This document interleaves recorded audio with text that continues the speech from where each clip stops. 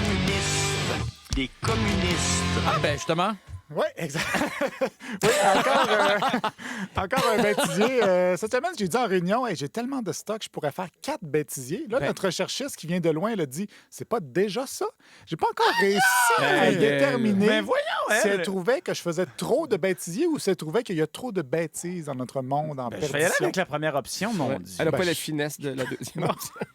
Je peux m'arrêter tout de suite, si vous voulez. Non, Mais Soumaya, non, peu importe, là, on commence avec le maire de Québec, Régis Labaume, qui a accordé une série d'entrevues dans les médias cette semaine. Ma préférée, c'est celle qu'il a donnée à notre collègue Claude Bernatchez, à Ici Première à Québec. C'est que ça tombait direct dans sa marche du matin. Dans l'avenir, comment vous imaginez le tourisme à Québec et la relance de cette industrie-là? Ben, moi, je vous dirais, bon, on va manger une claque cette année, c'est certain. Là. Excusez-moi, je suis en train de prendre ma marche, il y a un camion pas loin. Mais bon, Voilà, sauf qu'à un moment donné, M. Bernatchez a insisté un petit peu trop avec une question compliquée et voilà comment ça s'est terminé. Puis est-ce que le reste que vous ne faites pas, vous ne le faites pas parce que vous avez moins la capacité financière ou de main-d'œuvre de le faire présentement? non, c'est pas ça. Non, c'est pas ça. Quand on sera plus en service essentiel, que cette période-là sera, annulée, Oui. on va faire le reste. On a toute la capacité sur le reste. Mais là, on est en service essentiel. OK. On a la capacité pour le faire, mais légalement, on ne le fait pas. Bon. Monsieur Labaume, un mot, s'il vous plaît. J'aimerais vous Je entendre. n'entends plus, là. Vous m'entendez plus? M'entendez-vous Non. encore? C'est terminé? Oui.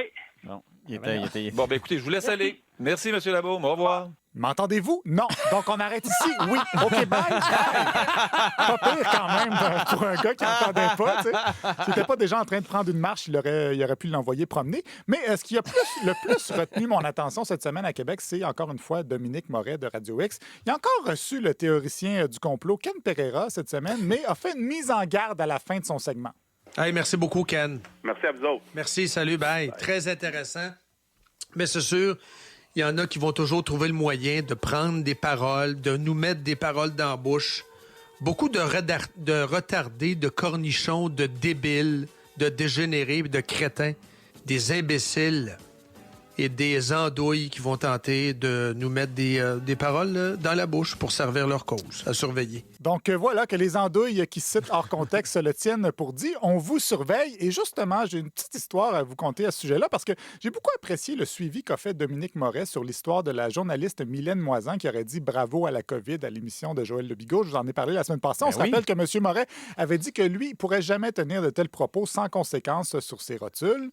J'aurais mérité de me faire tirer une balle de fusil dans les 2 rotules. Tchoum, tchoum. Tchoum, tchoum.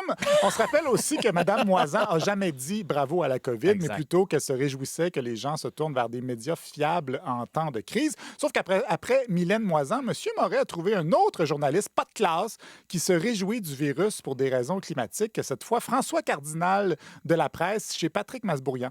Ah, c'est sûr que tout ça va se traduire non seulement par une baisse des émissions de gaz à effet de serre, mais par une baisse majeure. Et les estimations, pour l'instant, varient de 3 à 14 %. Bon.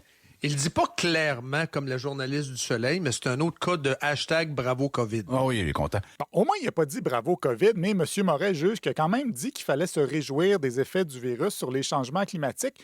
Mais a-t-il dit ça, Jean-Philippe? Peut-être qu'il a dit totalement l'inverse 30 secondes plus tard. Alors, il y en a qui disent que c'est bon pour le climat à court terme, mais que ça va être bon pour le climat à long terme aussi, entre autres parce qu'on aura des comportements différents au sortir de cette pandémie et de cette crise. Et vous êtes 100% en désaccord avec ça.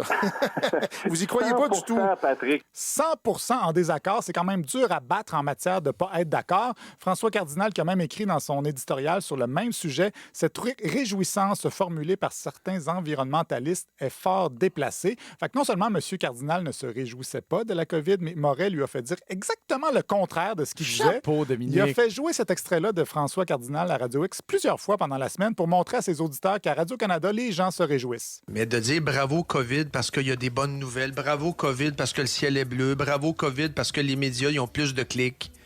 Personnellement, là, je trouve que c'est un manque de jugement total. Dire une telle chose, c'est un manque de jugement qui est profond. Mais quand tu es dans la bonne gang, on l'a vu la semaine passée avec la Dame du Soleil, on l'a vu avec ses amis, les faibles d'esprit de Radio-Canada. Donc, quand tu es dans le bon groupe, ça passe. Quand tu es dans l'autre gang, ben ça passe pas pantoute. Ça, c'était seulement quelques minutes avant qu'il n'écoute sans broncher Jeff Fillion nous dire qu'au moins la COVID nous réveille sur le sort de nos aînés. Avant, on les laissait mourir de toutes sortes de virus, l'influenza, une gastro, etc. Puis c'était tel que tel. Le C difficile. Le C difficile, il y a 1100 personnes qui sont décédées du C difficile au Québec en un peu moins de 2 ans. Ça n'a pas fait d'histoire ben non plus. Donc, au moins, bravo au COVID-19. Et ouais, le plus fou dans tout ça, dans toute cette histoire-là, c'est la première personne qui dit littéralement « bravo COVID », puis il le dit dans l'émission du gars qui serait prêt à se tirer dans les rotules plutôt que de dire « bravo COVID, tchou-tchou ». Mais évidemment, Dominique Moret a laissé passer ça. Pourquoi, vous pensez? Parce qu'il est dans la bonne gang, Jean-Philippe. J'espère que les andouilles ont bien saisi le message. Et sur une note plus personnelle, Mais on il y a va pas de finir... diffamation avec ça. Je veux dire, ultimement, François Cardinal pourrait faire quelque chose avec ça. OK, excusez-moi. On dit qu'il faut Et là là. Une note plus personnelle, maintenant, on va finir avec un extrait d'une vidéo de François Lambert qui se désolait sur Facebook de la fermeture du bar chez Roger. C'est une institution, c'est là qu'on tournait La soirée est encore jeune, entre autres, à l'occasion.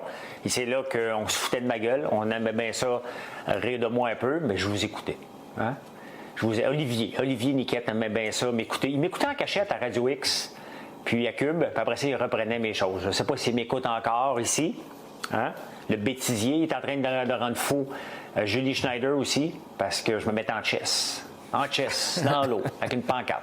Elle serait venue folle en tabarnouche avec la COVID, elle. Bon, je pense pas être responsable de la folie présumée de Julie, mais je voudrais quand même dire que même si je me moque parfois de François Lambert, j'ai absolument rien contre lui, même que je le trouve plutôt sympathique. Il n'est pas pantoute evil, ce gars-là. C'est d'ailleurs le cas pour la plupart du monde que je cite. Il y a 2 catégories, ceux qui me font rire, ceux qui me font pleurer. Et M. Lambert, lui, il me fait rire. Puis on a besoin de rire par les temps qui courent, Jean-Philippe. Merci, hein? Lily. Yannick